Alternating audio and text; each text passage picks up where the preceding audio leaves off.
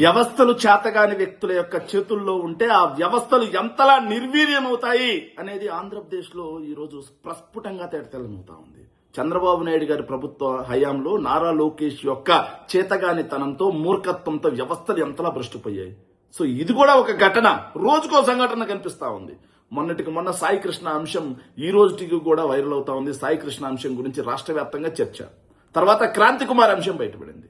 తరువాత ఎక్కడైతే తెనాలిలో ఒక మహిళ, విజయనగరంలో ఒక మహిళ ఇలా పోలీస్ కస్టడీ వల్ల, పోలీస్ టార్చర్స్ వల్ల ముగ్గురు ఆత్మహత్య చేసుకుంటే ఒకరు పోలీస్ స్టేషన్ లోనే చనిపోయారు, లాకప్ డెత్ అయ్యారు అనే అంశం రాష్ట్ర వ్యాప్తంగా ఈ రోజు సంచలనం సృష్టిస్తా ఉంది. దానికి కొనసాగింపుగా లాకప్లలో మరణ మృదంగమా, ఎంత దుర్మార్గం. కర్నూలు జిల్లాలో దళిత మహిళ అయినటువంటి గంగమ్మ అనే ఆవిడ్ని పోలీస్ స్టేషన్ లో పెట్టి, కర్నూలు జిల్లా కౌతలం గ్రామానికి చెందిన గంగమ్మ అనే దళిత మహిళని పోలీస్ స్టేషన్ లో పెట్టి టార్చర్ పెడితే అదే స్టేషన్ లో ఆవిడ చచ్చిపోయింది.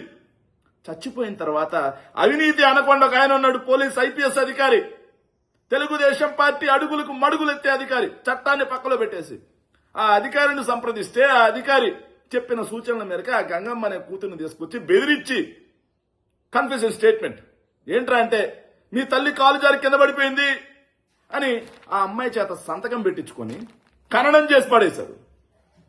సో రాష్ట్రంలో ఇక ఇంతకు మించి జంగిల్ రాజ్ ఎక్కడైనా ఉంటుందా? బీహార్ మేలు కదా ఇలా చంపేయడం, ఖననం చేసేయడం. ఒక సంఘటన అంటే ఒక లెక్క. చంద్రబాబు నాయుడు గారి ప్రభుత్వం అధికారంలోకి వచ్చిన తర్వాత వరుసగా జరుగుతా ఉన్నాయి సంఘటనలు. మరి దీని గురించి ప్రభుత్వం ఏం స్పందిస్తుందో కూడా వేచి చూద్దాం. ప్రజలైతే అన్ని గమనిస్తున్నారు.